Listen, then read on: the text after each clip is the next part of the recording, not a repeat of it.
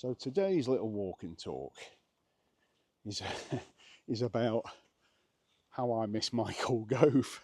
I bet they're words that you would never ever imagine hearing anyone say ever. But yeah, it's true, I do miss him. I still talk to him quite a bit on WhatsApp. He and I became quite good pals, and I don't know why, but he took a liking to me, and yeah, we speak a lot, and it just got me thinking, all this stuff that's going on, and how the MP is performing or not, which is really what the case may be. But thing is, right, these MPs, and do you know something? Our MP, that very nice man, he's not that dissimilar to Michael Gove, or certainly the perception people had of Michael Gove and the narrative that actually, our MP and his cronies, that narrative that they painted of him as an absentee MP, and somebody who puts career over everything else. And you know what? It occurred to me, takes one to know one. That old saying, takes one to know one. That was a typical comeback when I was at school, growing up in the northwest of England. When I was growing up, that when anyone said something mean to you, right, that's what you would say. Takes one to know one. And that's the case with our MP, that very nice man. Because you know what? It's turning out that he's a bit of an absentee MP. All right. Do you know what I mean? He might post a Facebook picture of him at a car wash, or I don't know, dressing up as a soldier for some geopolitical event, I guess. He goes through the motions, but so did Michael. Michael would go and visit car washes and local businesses, and he'd do all the same stuff. But he was accused of being an absentee MP. Maybe it's because people didn't get a reply as quickly as they would like on their on their emails and that. But I've heard from a lot of constituents who have emailed our beloved MP, that very nice man, and that either they've not had a response, or they've had a holding response, or to say, oh, we're dead busy, so we're not going to reply to you, or something worse to that effect, right? And the thing is, you've got to be fair, you've got to understand that when an MP becomes an MP, there's a load of induction they have to go through. They've got to get their office all set up, their IT set up. They've got to employ staff, because when I get emails from constituents, I have to reply to them myself. He don't. He's got a whole team of people that does it for him. So there's no excuse really, but nonetheless, they've got to set up their offices and all that sort of stuff. And, you've got to give them a bit of time to sort that out. Well, what are we now? 6-7 months in, and people are still not getting replies to emails, or certainly not ones that mean anything to them. And actually, I think that there's a lot of similarities with our current MP and with the previous one. Now, I'm not speaking out of turn when I say, Michael could have been probably here a bit more than what he was. He was a busy cabinet minister. I'm not making excuses for him. He was a busy cabinet minister, and he had a young family, 2 beautiful children, and his ex-wife Sarah Vine.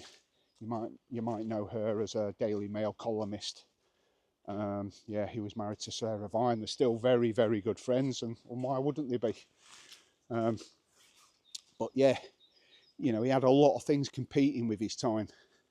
He tried his best, I know he did.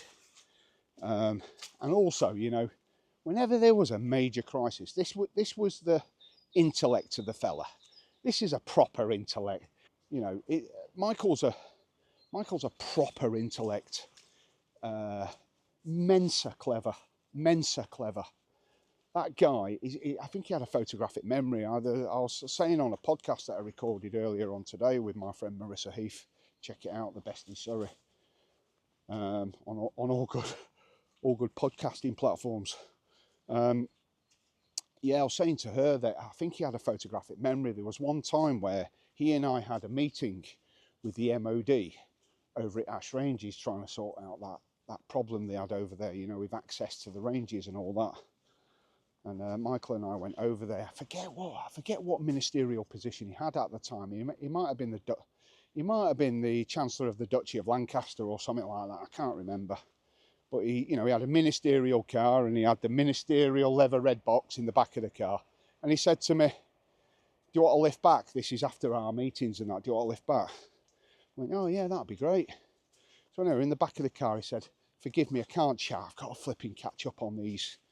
Well, he didn't say flipping, but yeah, he said, "I've got to catch up on all my paperwork and that." So he opened up his red box, and I watched him scanning these documents with his eyes. You know, he was literally turning the pages, reading them within seconds, whole pages, turning the page. And I thought to myself, yeah, you've got a photographic memory, you have. That's how he retains information. Like I say, Mensa clever. And I was always amazed at how he'd come up with his solutions to problems that no one else in our sort of organisation thought of. You know, he just come up with these brilliant ideas, and half the time they were just dead simple.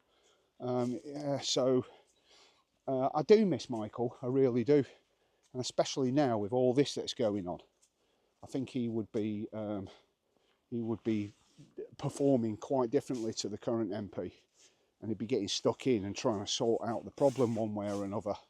And coming out, as this MP should be, on the side of local residents.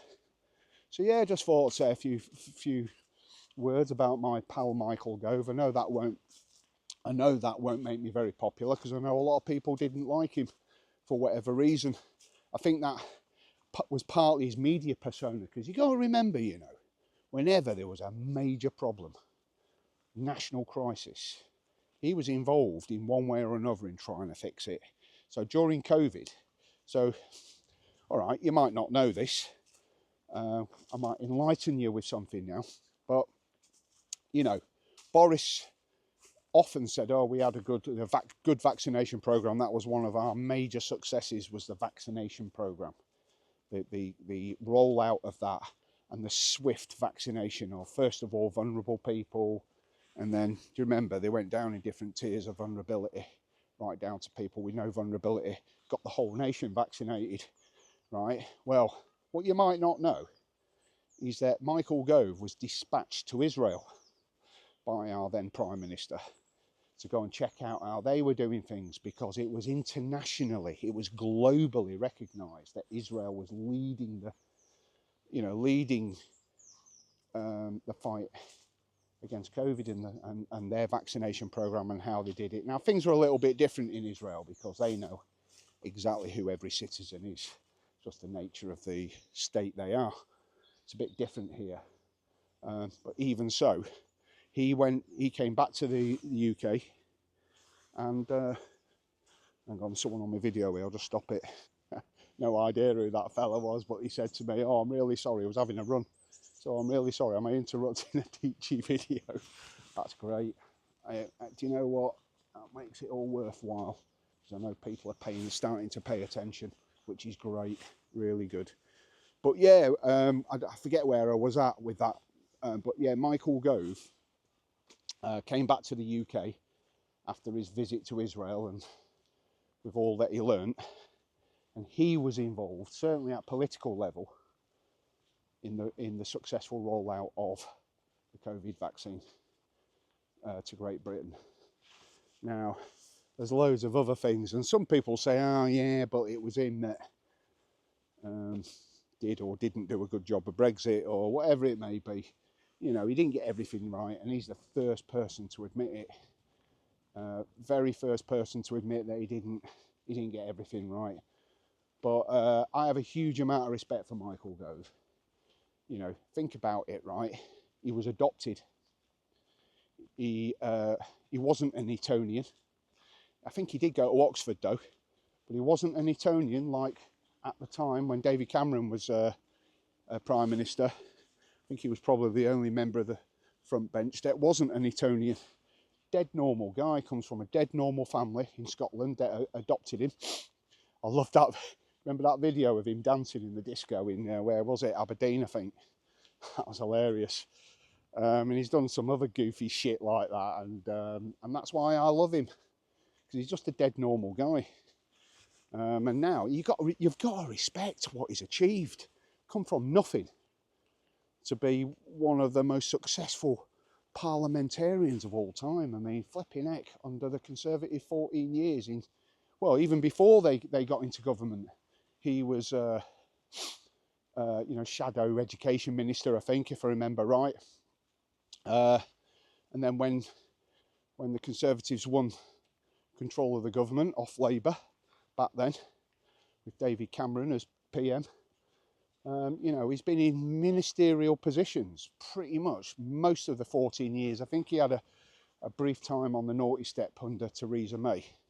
And I remember that because it was at that time that I visited him in Parliament at his parliamentary office, and he showed me around the parliamentary estate, and it was a really good tour, personal tour with just me and Michael, and we had such a laugh. We met Dennis Skinner, and it was at that point that I realised that, you know, all this stuff you see on you know, you see Prime Minister's Question Time, where you think they all hate each other, but they don't. They don't. They all have a lot of respect for each other, and that was obvious with the banter that Michael and Dennis Skinner had when Michael was showing me around the parliamentary estate. It was brilliant, and yeah, it was then that I realised that actually they do have a lot of respect for each other for the most part. I know Lee Anderson doesn't. With some of the videos he records, they're brilliant. Some of them really funny videos, and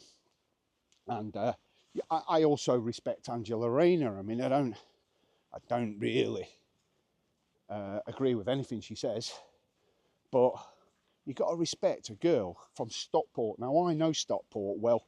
In fact, my first girlfriend was from Stockport.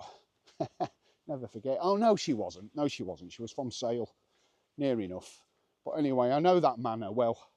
My nephew is a cop, a beat cop or response cop now, in Stockport. That is a tough neighbourhood, let me tell you. That is the flipping dogs walk around in pairs around there. That's how rough it is. And that's where she comes from. And now she's the Deputy Prime Minister. And she does it with quite good humour, I think. I like her. Like I say, I don't agree with anything she says, or hardly anything she says. But I like her, and I respect that she's come from nothing. And now she's a Deputy Prime Minister, for God's sake. I mean, that's some achievement. And Michael has a similar background when you think about it.